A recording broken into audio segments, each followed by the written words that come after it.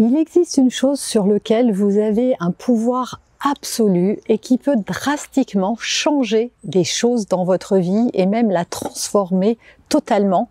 On voit ça tout de suite dans cette nouvelle vidéo.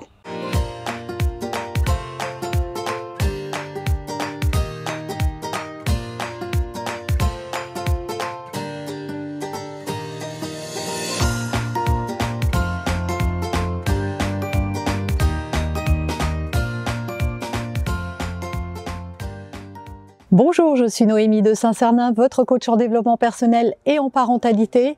On va parler aujourd'hui de vos pensées. Alors ne partez pas tout de suite, vous minimisez sans doute l'impact qu'elles ont dans votre vie. Elles sont fondamentales, votre vie est à l'image de ce que vous croyez et je vais vous en faire la démonstration. Plusieurs points dans cette vidéo, mais juste avant je vous propose de télécharger gratuitement la fiche récap de cette vidéo et surtout de penser peut-être à vous abonner si ce n'est pas déjà fait.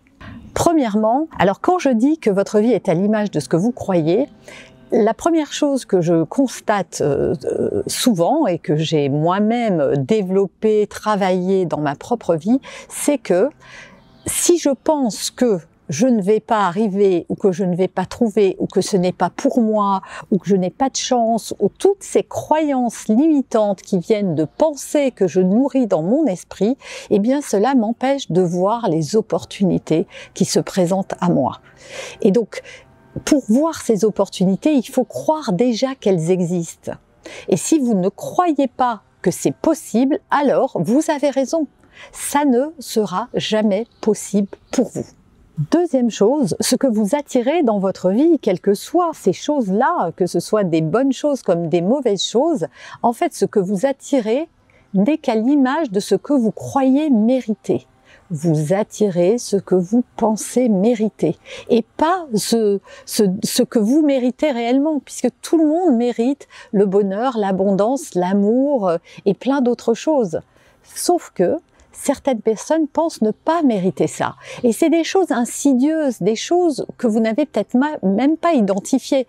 Parce que souvent, vous n'êtes pas conscient des pensées que vous nourrissez dans votre esprit. Vous n'êtes pas conscient de ce que vous vous dites. Posez-vous quelques instants, pensez à quelque chose que vous aimeriez vraiment et posez-vous cette question. Est-ce que je mérite cette chose-là? Est-ce que vraiment au fond de moi, je crois que je mérite ça? Ou est-ce que je me dis, c'est pas pour moi, c'est trop beau pour être vrai, ça ne durera pas, ou ça ne peut pas m'arriver, voyez? Est-ce que vous avez des pensées qui polluent la manifestation? Alors vos pensées c'est bien, mais elles sont corrélées par un autre ingrédient magique qui va vraiment faire toute la différence, ce sont vos émotions.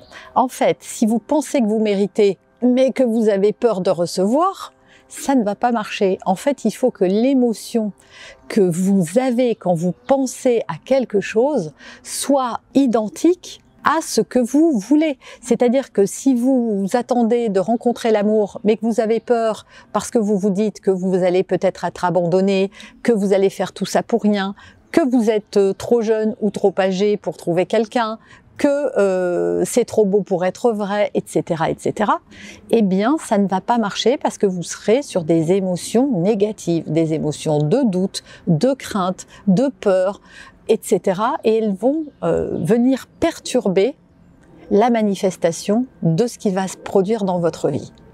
C'est pour ça qu'il faut véritablement être très conscient des pensées que je génère et des émotions qui vont avec. Est-ce que juste je pense que je me vois en train de partir en vacances dans un bel endroit ou au fond du fond, il y a une petite voix en arrière-plan qui dit « Non mais arrête de rêver ma petite, ça n'arrivera jamais ».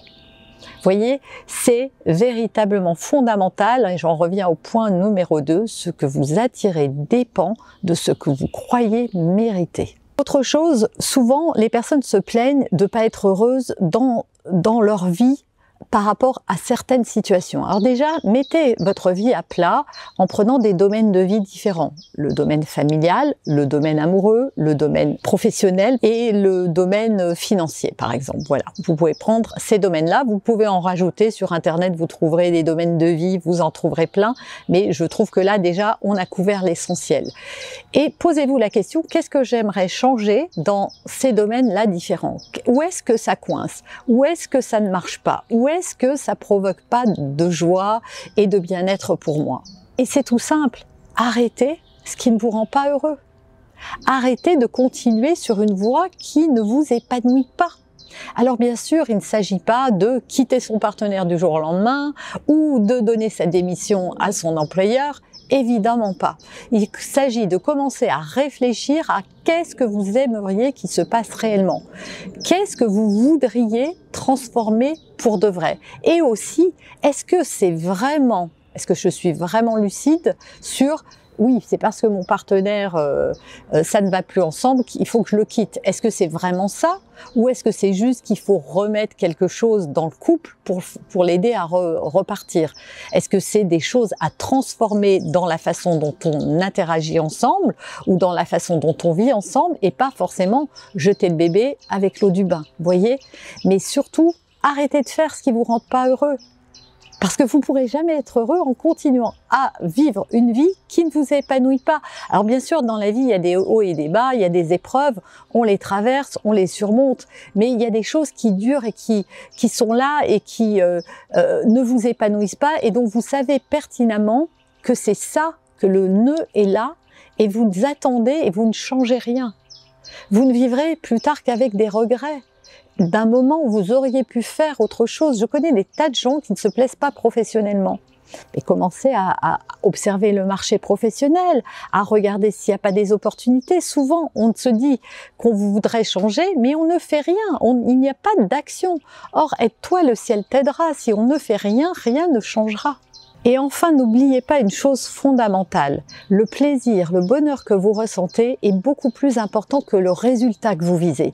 Ça veut dire quoi? Ça veut dire que peut-être vous rêvez de, je sais pas, de faire un grand voyage dans un endroit qui vous fait rêver. Eh bien, en fait, la construction, le plaisir que vous allez mettre dans l'élaboration de ce projet doit vous apporter plus de satisfaction que le moment où vous allez l'avoir accompli. Pourquoi? Parce que si vous ne prenez pas de plaisir à faire et que vous êtes dans la contrainte, ah ouais, mais là il faut faire ceci, ou il faut que je donne des cours particuliers pour mettre une cagnotte, ou que je range mon garage et que je revende tout ça, etc., etc. Vous allez être dans la force, vous allez être dans quelque chose qui est négatif en fait, ce qui va générer des pensées négatives et donc des résultats négatifs. Si vous voulez que ça fonctionne, il faut mettre de la joie dans ce que vous faites. Il faut toujours penser aux résultats pour avoir cette motivation et cette joie et le faire. Vous voyez, quand, je sais pas, faire le ménage, je pense que ça n'épanouit pas beaucoup de monde. Ou trier ses papiers, vous voyez, il y a des choses comme ça qui ne sont pas super épanouissantes. Mais si on pense aux résultats qu'on va obtenir, si on se focalise sur le résultat qu'on va obtenir, eh bien tout à coup, faire quelque chose, pour avoir changé ses draps pour dormir ce soir dans un lit avec des draps propres qui sentent bon le frais, eh bien c'est ma satisfaction. Et donc c'est pas une fois que je suis avec mes draps propres que je suis heureuse. Je suis heureuse pendant que je fais ça, ce qui va décupler mon bonheur au moment où je réalise ce que je fais. J'espère que je suis claire dans ce que je vous explique, c'est-à-dire que seul compte le chemin.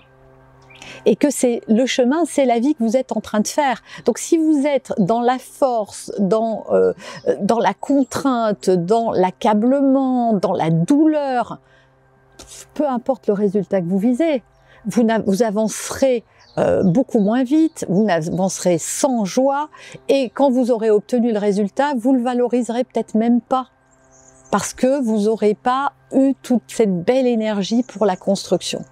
Et si en plus vous n'y arrivez pas, eh ben vous vous direz que voilà, vous allez soit vous accabler, soit accabler le monde autour de vous. J'ai pas de chance, c'est toujours comme ça, ou je suis trop nulle, j'y arriverai jamais. Mais c'est pas ça l'essentiel. L'essentiel, c'est de trouver du plaisir dans ce que l'on fait quotidiennement, même dans les choses qui, a priori, ne sont pas très séduisantes.